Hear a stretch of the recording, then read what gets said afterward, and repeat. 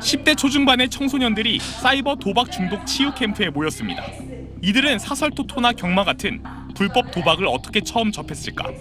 친구가 이제 저한테 3만 원 정도 지어주면서 하라고 권유했었거든요. 돈이 너무 급했거든요. 친구한테 돈 벌 방법이 없냐. 대체로 주변 친구의 권유로 사이버 도박을 접하게 됐다고 생각했지만 알고 보면 이들을 빠져들게 만든 건 불법 웹툰과 음란물 등에 걸린 광고였습니다. 어른들이 파놓은 덫에 빠진 겁니다. 항상 그런 것들이 주변에는 불법 도박, 불법 인터넷 도박 홍보가 불법 도박으로 갈 수 있는 어떤 채널이 열려 있는 거죠. 처음 돈을 딸 때 느낀 강렬한 쾌감은 머릿속에 각인됩니다. 소리를 엄청 질렀어요. 제일 행복했죠. 밤을 샜는데도 눈이 미친 듯이 뜨더라고요. 잠도 안 오고. 이 강렬한 쾌감은 10대 청소년에게 한 달 수백에서 1,000만 원을 도박에 털어넣게 만들고 빠져나올 수 없는 수렁으로 이끌었습니다. 더 큰 자극을 찾으며 이미 중독의 수렁으로 빠져들었지만 우리 사회가 이들을 지원할 수 있는 것 상담 정도에 그치는 게 현실입니다. 개인, 가족, 학교, 지역사회가 이 아이의 문제에 대해서 인지하고 있고 계속해서 서비스를 제공할 수 있는 시스템, 지원할 수 있는 시스템이 제공이 돼야 되는데 그게 사실 안 되는 거죠. 캠프에 모인 청소년들은 오늘보다 내일이 더 불안합니다. 도박 중독의 수렁에서 벗어날 수 있는 스스로의 의지를 믿을 수 없기 때문입니다. 지금이야 뭐 미성년자니까 대출도 안 나와서 다행인데 성인 되면은 뭐 대출도 나오면은 더 크게 뱉지 않을까. 그게 제일 두려운 것 같습니다. 벗어나는 게 좀 많이 힘든 것 같아요. SBS 박지현입니다. 중학교 2학년 때부터 시작해 3년 넘게 이어진 온라인 도박. 호기심에 시작했지만 A군의 판돈은 어느새 100만 원을 훌쩍 넘겼습니다. 도박 중독이 걱정돼 불안해졌지만 누구에게도 털어놓지 못했습니다. 이용 자체가 처벌을 받으니까 선생님이나 경찰관한테 말할 수 있다는 게 정말 상상이 안 간다고 생각해요. 학생이 또는 가족이 경찰에 신고해도 단속이 쉽지 않습니다. 도박 업체들이 해외에 서버를 둔 채 사이트 폐쇄와 개설을 반복하고 가상화폐나 가상 계좌를 쓰기 때문입니다. 한 번도 걸린 적이 없죠. 해외에 서버가 있고 IP 숨기는 프로그램들을 많이 써요. 사이트가 적발돼도 방송통신심의위원회의 심의를 거치게 돼 즉각 차단이 어렵고 보이스피싱처럼 확실한 피해자가 있는 것도 아니다 보니 수사기관에서 계좌를 동결하기도 쉽지 않습니다. 보이스피싱에 한 3분의 1만 신경 써도 이건 다 죽어요. 보이스피싱 같은 경우는 의심을 하건 안 하건 신고가 좀 잠가버립니다. 정부 차원의 체계적인 대응도 허술합니다. 교육부와 여성가족부, 사행산업통합감독위원회 등의 예방교육과 치료 등의 역할이 분산돼 있는데 유기적으로 운영되지 못하고 있는 겁니다. 하루에 몇백만 원씩 따다가 그 상담 몇 번 받는다고 생각이 안 나는 것도 아니고. 1년에 한 번 정도 도박 예방교육이 이루어지는데 템포가 늦거든요. 아이들이 이미 노출되어 있는 거랑은. 알리지도 못하고 막지도 못하는 사이 청소년 도박은 걷잡을 수 없이 번져가고 있습니다. SBS 박서경입니다. 2년 전 온라인 불법 도박에 빠진 고등학생 A군. 용돈으로는 감당이 안 돼 도박 자금을 빌려주는 이른바 꽁지꾼에게 돈을 빌렸습니다. 친구들도 그렇고 동생이나 형한테 빌리기도 하고. 문제는 터무니없는 이자. 빌린 30만 원은 2달 만에 400만 원까지 늘었고 A군은 협박과 폭행에 시달려야 했습니다. 보통 그러면 2배, 3배 이렇게 받아요. 100만 원을 빌리면 150만 원으로 뭐 2주 안에. 가족까지 협박당한 학생들도 많습니다. 집으로 화환 보내는 것까지 봤어요. 누구누구 돈 갚아 이러고. 궁지에 몰린 학생들은 부모와 학교에 알리는 것을 택하기보단 범죄의 유혹에 빠지게 됩니다.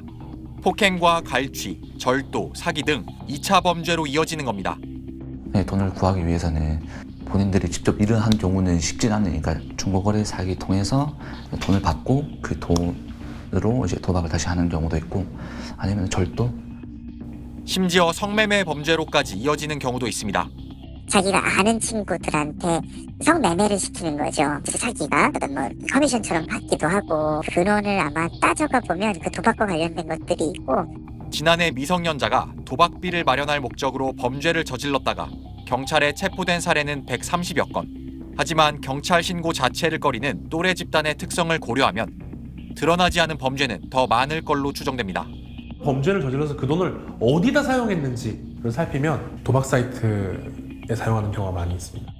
지난달 서울경찰청은 학교와 학부모를 대상으로 도박 문제의 심각성을 알리는 긴급 스쿨벨을 발령하고 연말까지 청소년 도박과 관련한 첩보를 집중 수집하기로 했습니다.